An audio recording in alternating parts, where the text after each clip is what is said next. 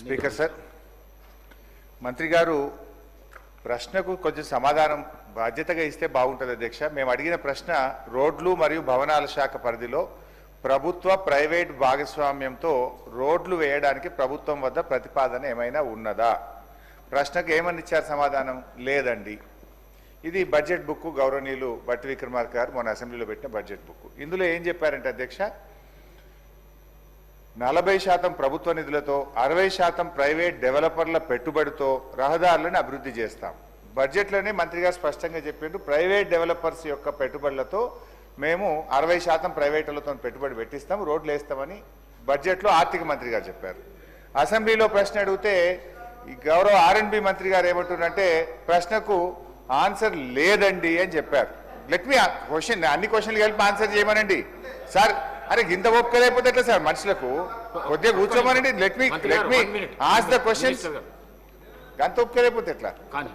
So అంటే సమాధానం కొంచెం బాధ్యతగా ఇవ్వాలి. లేదండి, ఉత్పన్నం కాదండి అనడం సరి అయింది కాదు. ప్రభుత్వం చాలా బాధ్యతగా సభ్యులు అడిగిన ప్రశ్నలకు సవివరమైన సమాధానం ఇచ్చే ప్రయత్నం చేయాలి తప్ప లేదండి అనడం బాధ్యతారహిత్యము. ఒకటి. రెండు అధ్యక్ష, ఈ హ్యామ్ మోడల్లో 40-60 ప్రభుత్వం 40, ప్రైవేటు 60% అని చెప్పారు బడ్జెట్లో. అయితే అధ్యక్ష నిన్న మంత్రి గారేమో ఇక్కడ మాట్లాడుతూ 60 గవర్నమెంట్ అన్నారు. బట్టి గారి బడ్జెట్ బుక్లోనేమో 60 ప్రైవేట్ అని ఉన్నది. బడ్జెట్ బుక్లో 60 ప్రైవేట్ అని ఉన్నది. నిన్న R&B మంత్రి గారు ఇదే సభలో మాట్లాడుతూ 60 గవర్నమెంట్ అన్నారు. ఇది ఏది క్లారిటీ? బట్టి గారిది కరెక్టా, గౌరవనీయులు వెంకటరెడ్డి గారిది కరెక్టా? క్లారిఫై చేయండి. నంబర్ 2. నంబర్ 3, సరే 60% ప్రైవేట్ వాళ్ళు పెట్టాలంటే 16,800 కోట్ల రూపాయలు. ఈ 16,800 కోట్ల రూపాయలు మరి ప్రైవేటు కాంట్రాక్టర్లు పెట్టుబడి పెడితే ఇది ఎన్ని సంవత్సరాల్లో చెల్లిస్తారు, ఎంత వడ్డీతో చెల్లిస్తారు? ఈ ఆర్థిక భారాన్ని రాష్ట్ర ప్రభుత్వం మీద 10 ఏళ్లు పడితే ఇది FRBM పరిధిలోకి వస్తుందా? మరి రాష్ట్ర ప్రభుత్వం ఎవ్రీ ఇయర్ దీనికి బడ్జెట్ పెడితే మెయింటెనెన్స్కి మళ్ళా బడ్జెట్ అవసరం ఉంటుంది. ఇది రాష్ట్రం మీద ఓ 10 ఏళ్ల పాటు మీరు భారం వేయబోతున్నారా? దీని మీద క్లారిటీ ఇవ్వండి. తర్వాత ఈ రోడ్స్ను ఏ రకంగా ఎంపిక చేసినారు? What is the methodology in selecting these roads either in the Panchayat Raj in R&B? మీరు ఈ హ్యామ్ మోడల్లో చేసేటువంటి రోడ్లను ఏ ప్రాతిపదికన ఎంపిక చేస్తున్నారు? దీంట్లో శాసనసభ్యుల భాగస్వామ్యం ఉందా? అందరూ, ఎందుకంటే బీఆర్ఎస్ ప్రభుత్వం ఉంటే అధ్యక్ష రాష్ట్రంలో మిషన్ కాకతీయ చెరువులు చేయాలంటే రాష్ట్రంలోని ప్రతిపక్ష, విపక్ష, స్వపక్ష లేకుండా అన్ని చెరువులు చేశాం. అన్ని మండలాలకు డబుల్ లైన్ రోడ్ అంటే ఏ పక్షమన్న కానీ అన్ని మండలాలకు డబుల్ లైన్ రోడ్ వేశాం. అయితే ఈ హ్యామ్ మోడల్లో మీరు 28,000 కోట్ల రూపాయలతో రోడ్లు వేస్తామన్నారు. ఈ రోడ్ల ఎంపిక ఏ ప్రాతిపదికన చేస్తున్నారో గౌరవ మంత్రి గారు సమాధానం చెప్పాలని కోరుతున్నారు. మినిస్టర్ గారు.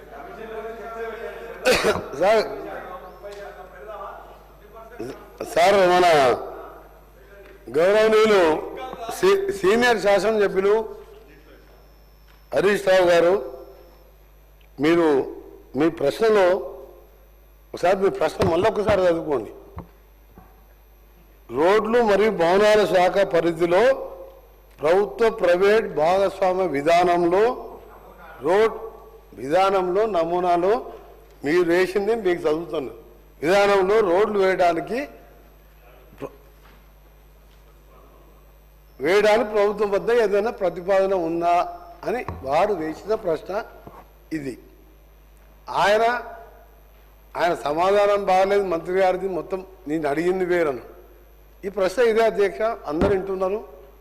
నేను దానికి లేదని చెప్పిన. ఎందుకు దీని ఉత్పన్నంగా లేదని చెప్పిన? ఎందుకంటే మేము PPP మోడల్లో పోదలుచుకోలేదు. మేము హ్యామ్ రోడ్లో హైబ్రిడ్ యాన్యుటీ మోడల్లో పోవాలని నిర్ణయించుకున్నాం. PPP మోడల్ వేరు, హైబ్రిడ్ మోడల్, హ్యామ్ మోడల్ వేరు. దానికి లేదని నేను చెప్పిన. వారేం చెప్పారు నాకేం తెలియదు. అంటే వాళ్ళు చాలా మేధావులు, మాకేం తెలియదు. ఆయన అడిగిన ప్రశ్నకే సమాధానం లేదని చెప్పిన. ఇప్పుడు కూడా చెప్తున్నా లేదండి. ప్రైవేట్ పబ్లిక్ పార్ట్నర్షిప్లో లేదని చెప్పిన. అందరూ ఆలోచించుకొని, మీరు హరీష్ రావు గారు అంత సీనియర్ సభ్యులు ఆ విధంగా మంత్రి గారికి అవగాహన కూడా సమాధానం చెప్పాడని చెప్పి మాట్లాడి, అంటే అతను అదే బాధ్యత రహితమైన ఏదైనా ఒక పెద్ద సీనియర్ సభ్యులు ఆ విధంగా ఒక మంత్రి గారు మీ దానికి కరెక్ట్ చెప్పినా లేదా మీరు ఆలోచించుకొని వదిలిపెడుతున్నాను, మీకే వదిలిపెడుతున్నాను. రెండవది, మన గౌరవ సభ్యులు మాజీ ఆర్ఎండ్బి శాఖ మంత్రి చెప్పినట్టు, రాష్ట్రంలో ప్రశాంత్ రెడ్డి గారు చెప్పినట్టు రాష్ట్రంలో మొత్తం 29,000 కిలోమీటర్ల రోడ్స్ ఉన్నాయి అధ్యక్ష. దాంట్లో ఆర్ఎండ్బి మేము అంటే వీళ్ళు ఈయన చేసింది కూడా మొత్తం చెప్పాలి అధ్యక్ష. ఎందుకంటే మాజీ ఆర్ఎండ్బి శాఖ మంత్రి గారు సత్యదూరమైన వారు చేసిన ఘనకార్యాలు చెప్పిండ్రు. దానికి ఒకటి 2 నిమిషాల్లో చెప్తా. ఎందుకంటే అది చేసిన రోడ్లు అయితే కనబడతాయి, అక్కడ వెళ్తే ప్రజలు నడితారని చెప్తారు. ఎప్పుడైనా అధ్యక్ష మన సంపద రోడ్లను నిర్మించలేదు, మన రోడ్లు మన సంపదను పెంచుతాయి అని జాన్ ఎఫ్ కెనడీ అమెరికా అధ్యక్షుడు ఆయన ఉన్నప్పుడు చెప్పినది. America is great because American roads is good, దాంతో వస్తుంది. కానీ ఏం చేసింది అధ్యక్ష 5 ఏళ్లలో, మీరు మొత్తం 10 ఏళ్లలో వేసింది. గత ప్రభుత్వం 8,112 కోట్లతో 10 ఏళ్లలో 6,668 కిలోమీటర్ రోడ్లని మాత్రమే కొన్ని రిపేర్ చేసిండు, కొన్ని మొత్తం చెప్పి తర్వాత నువ్వు చెప్పు. మీ రికార్డే అంటే గవర్నమెంట్ రికార్డులకే చెప్తున్నా అధ్యక్ష. తర్వాత క్లారిఫై అడగని మళ్ళీ చెప్తా, క్లారిఫై అడగని చెప్పండి మళ్ళీ చెప్తాను. ఇది ఏ మండలంకి వెళ్ళి ఏ మండలం హెడ్ క్వార్టర్, ఏ ఊరికి వెళ్ళి ఏ మండలంకి వెళ్ళి ఏ డిస్ట్రిక్ట్ గా మండలం అన్ని పేర్లతో సహా అధ్యక్ష ఈ 6,600 కిలోమీటర్లు ఒక 15 నిమిషాలు టైం ఇవ్వండి. అన్ని మండలాల పేర్లు డిస్ట్రిక్ట్ హెడ్ క్వార్టర్ పేర్లు కూడా చెప్తా, తొందరపడకండి. అన్నీ తీసుకొని వచ్చిన నేను, ఎందుకంటే మీరు ఇట్లా బకాయిస్తారని తెలుసు, మీరు బుకాయిస్తారని. దీనికోసం అధ్యక్ష 3,945 కోట్లు స్టేట్ బడ్జెట్లో 10 ఏళ్లలో, 4,167 కోట్లు ఆర్టీసీ ద్వారా లోన్ తీసుకొని నిర్మించారు. ఆ లోను ఇప్పుడు మేము రీపేమెంట్ చేస్తున్నాం. మేము కట్టే అప్పులలో అదో భాగం ఇంకా కొద్దిగా బ్యాలెన్స్ ఉన్నది, ఆ అప్పులు కడతాం.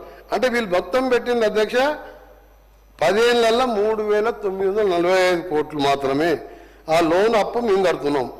మొత్తం కిలోమీటర్లు చూస్తే అధ్యక్ష ఇది 10 ఏళ్లలో చేస్తే ఈ 14 నెలల్లో, అంటే మధ్యలో 3 నెలలు తీసేయండి పార్లమెంట్ ఎలక్షన్ కోడ్ ఇవన్నీ, ఈ 14 నెలల్లో మేము దాదాపు 4,000 కోట్ల పైన మంజూరు శాంక్షన్ చేసి టెండర్లు పెట్టి వర్క్స్ నడుస్తున్న మాట. వర్క్ వైజ్ డీటెయిల్ కూడా అందరి సభ్యులకు పంపిస్తా. ఇప్పుడే మీకు హౌస్ అయిపోయేలో కూడా అందరికి పంపిస్తా. ఏది 12 మంత్స్లో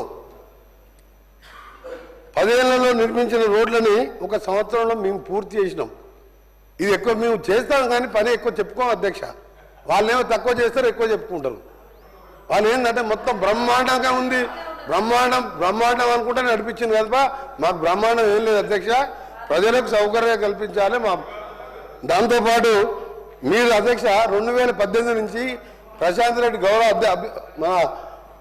మాది ఆర్ఎండ్బి శాఖ సిఆర్ఎఫ్కి వెళ్ళి 2018కి వెళ్ళి ₹1 వచ్చిందా మీకు ఏదైనాకి వెళ్ళి మనకు రావాల్సిన మాట. నేను ఆర్ఎండ్బి శాఖ మంత్రి అంటే 3వ రోజు 7th రోజు ఓత్ తీసుకున్నాను. 11th రోజు గడ్కరీ గారిని మధ్యాహ్నం 1:40 1:40కి కలిసినప్పుడు 850 కోట్ల రూపాయలు ఇచ్చారు. ఇక్కడ అందరి సభ్యులకు వీలైనంత వరకు సభ్యులకు ఇవ్వడం జరిగింది. మొన్న 11th రోజు కూడా జరిగినప్పుడు మన లాస్ట్ వీక్ మళ్ళా 1,100 కోట్ల రూపాయలు సిఆర్ఎం నిధులతో పాటు ఈ సేతు బంధు కింద కూడా 1,240 కోట్ల రూపాయలు శాంక్షన్ ఇస్తూ ఈ 31 మార్చి లోపే వాళ్ళు శాంక్షన్ ఇస్తున్నారు. డిపిఆర్ సబ్మిట్ చేయమని చెప్పాను. అది కేంద్రంకి వెళ్ళి వచ్చిన నిధులు. ఎగ్జాంపుల్ ఏం చెప్తున్నంటే వాళ్ళ పనితనానికి మా పనితనం. రెండోది అధ్యక్ష ముఖ్యమైనది, వీళ్ళు